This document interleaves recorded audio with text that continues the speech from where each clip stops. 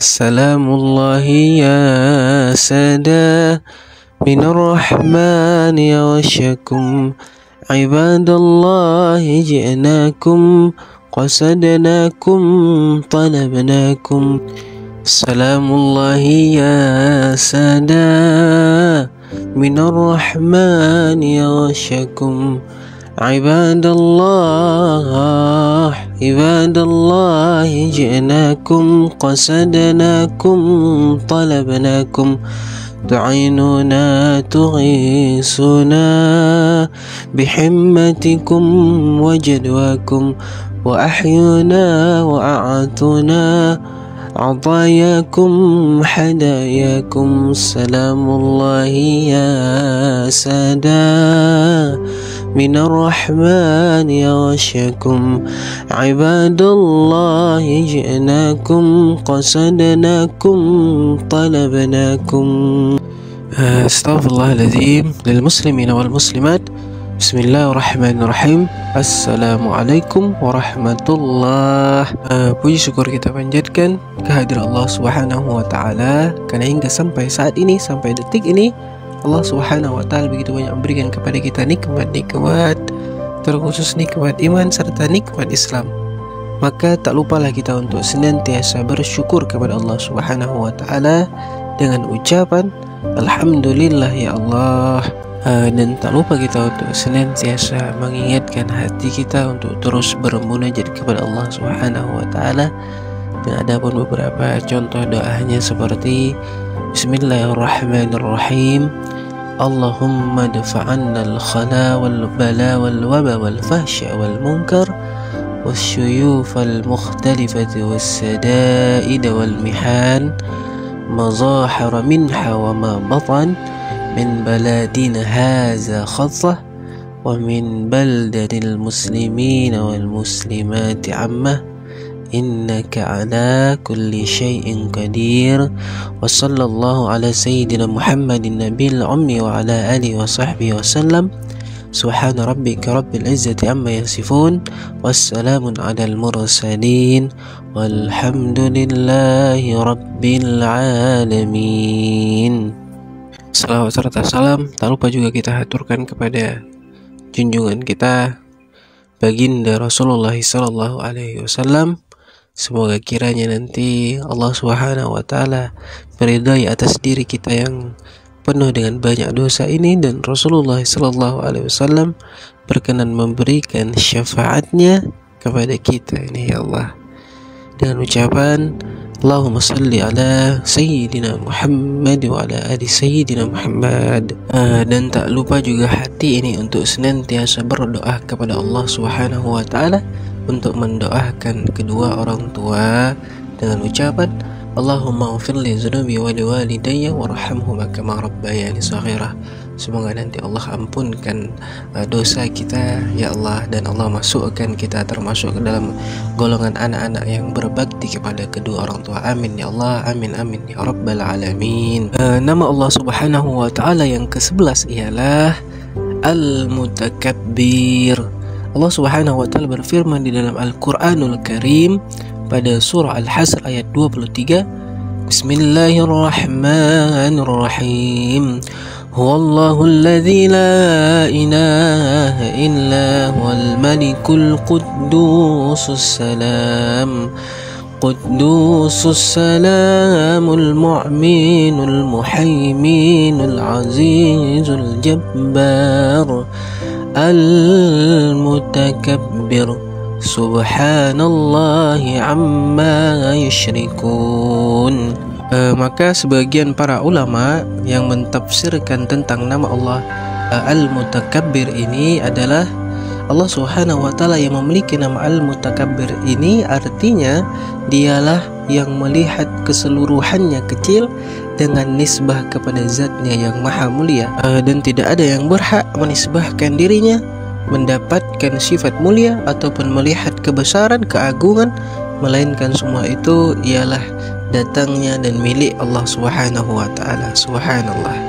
Contohnya sebagaimana raja memandang para budak-budaknya.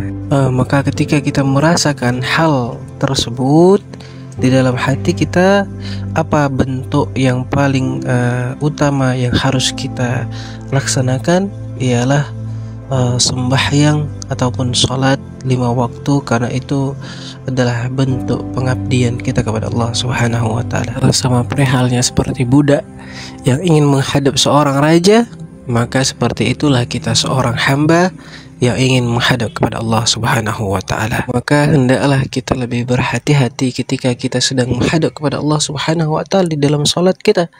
Karena secara zahirnya kita salat menggunakan yang namanya fikih, tahu kita apa makna menyebabkan salat itu sempurna, tuma'ninahnya, rukun salatnya, dan apa saja yang membatalkan salat, dan apa saja yang kita baca. Subhanallah. Dan kemudian secara batinnya, secara lahiriahnya, kita menghadirkan hati kita yang sedang menghadap kepada Allah Subhanahu wa taala.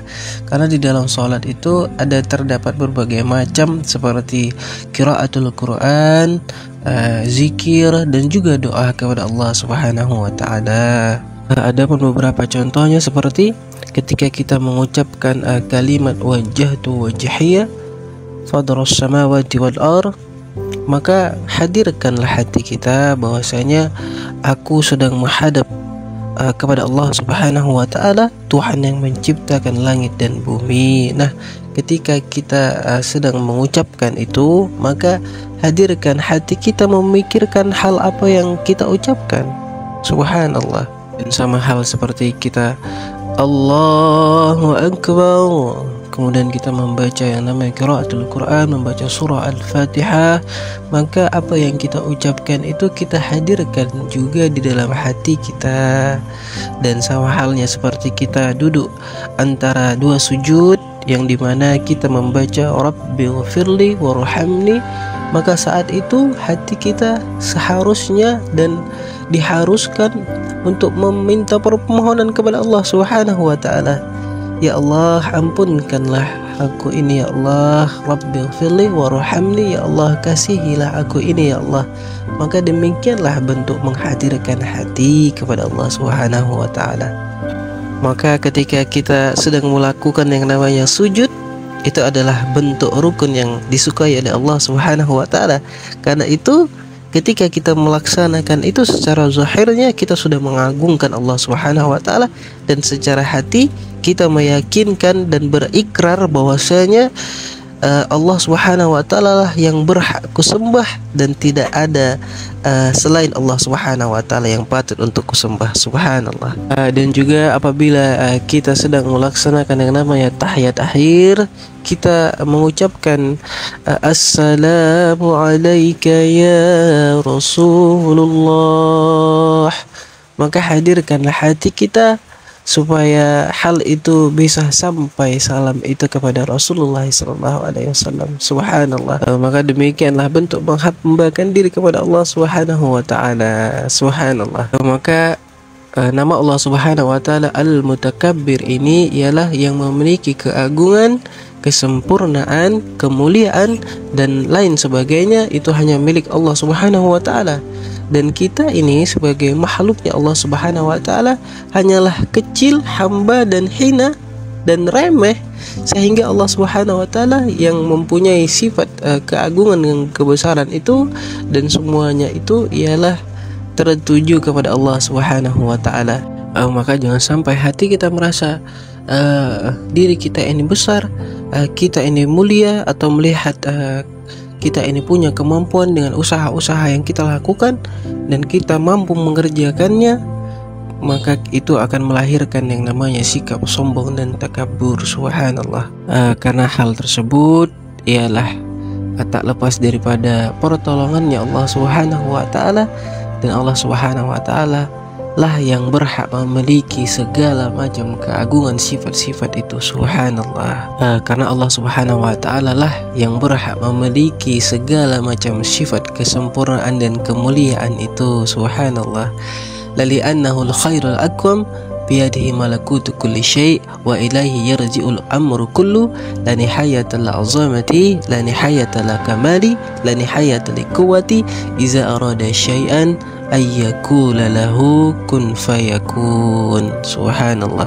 Karena Allah Subhanahu wa ta'ala yang menciptakan alam semesta, maka Allah lah yang berhak memiliki kerajaan itu, dan kepada Allah seluruh perkara akan dikembalikan. Tidak ada kesudahan bagi kerajaan Allah Subhanahu wa ta'ala. Tidak ada kesudahan bagi keagungannya Allah Subhanahu wa ta'ala. Tidak ada kesudahan bagi kesempurnaannya Allah Subhanahu wa ta'ala. Tidak ada kesudahan bagi kekuatannya Allah Subhanahu wa ta'ala. Subhanallah. Apabila Allah menghendaki sesuatu, maka Allah Subhanahu wa ta'ala berkata kun, maka jadilah sesuatu itu, sesuai dengan firman Allah Subhanahu wa ta'ala di dalam Al-Qur'anul Karim pada surah Al-Baqarah ayat 117. Maka demikianlah al-mutakabbirnya Allah Subhanahu wa ta'ala. Dan apa akhlak yang akan muncul di dalam hati kita ketika kita sudah percaya dan kita sudah beriman kepada Allah Subhanahu wa ta'ala yang memiliki nama al-mutakabbir ini. Maka latihlah diri kita, latihlah hati kita supaya kita tidak melakukan yang namanya perihal hati yang sombong ataupun yang takabur, karena hal itu ialah milik Allah Subhanahu wa ta'ala. Rasulullah SAW bersabda, wa man takabbara, siapa yang merasa dirinya hebat, siapa yang merasa dirinya mulia, dan siapa yang merasa dirinya lebih baik daripada orang lain, wadha'ahullah, maka pasti akan Allah hinakan, maka pasti akan Allah hancurkan dia. Contohnya seperti Namrud yang sombong, kemudian Allah turunkan Nabi Ibrahim alaihissalam. Sama halnya seperti Fir'aun yang sombong, maka Allah Subhanahu wa ta'ala turunkan Nabi Musa alaihissalam, maka hancurlah ia. Seperti Abu Jahal contohnya yang sombong, yang takabur, maka Allah Subhanahu wa ta'ala turunkan Rasulullah SAW, maka hancurlah ia. Begitulah Allah Subhanahu wa ta'ala yang bernama Al-Mutakabbir ini. Maka ketika kita sudah pahami hal tersebut, dan kita ini hanyalah makhluknya Allah Subhanahu wa ta'ala, hanya manusia yang diberikan oleh Allah Subhanahu wa ta'ala akal, dan sempurnakanlah akal itu, maka tidak mungkin merasa diri kita ini mulia, merasa diri kita ini besar, merasa diri kita ini bisa melakukan apa-apa, karena kita ini banyak aibnya di hadapan Allah Subhanahu wa ta'ala, banyak dosanya di hadapan Allah Subhanahu wa ta'ala, dan semua itu masih dijaga oleh Allah Subhanahu wa ta'ala dan masih disimpan oleh Allah Subhanahu wa ta'ala. Karena baginda Rasulullah SAW sudah mengajarkan kepada kita bagaimana cara tawadu, bagaimana cara rendah hati dengan Allah Subhanahu wa ta'ala dan dengan sesama makhluknya Allah Subhanahu wa ta'ala. Contoh tawadu, rendah hati dengan Allah Subhanahu wa ta'ala, ialah menganggap diri kita ini tidak ada apa-apanya dibanding dengan kebesarannya Allah Subhanahu wa ta'ala, dan apa-apa yang sudah diberikan oleh Allah Subhanahu wa ta'ala kepada diri kita, semua itu tak lepas daripada pertolongannya Allah Subhanahu wa ta'ala. Subhanallah. Dan kemudian bagaimana cara bertawadu dan rendah hati terhadap makhluknya Allah Subhanahu wa ta'ala? Maka kita tidak boleh melihat diri kita ini mulia, diri kita ini lebih besar, diri kita ini lebih baik dibanding dengan orang lain. Subhanallah. Sesuai dengan doa-doa yang sudah diajarkan kepada kita. A'udzubillahi minasyaitonirrajim. Bismillahirrahmanirrahim. Rabbana zalamna anfusana wa in lam taghfir lana wa tarhamna lanakunanna minal khasirin.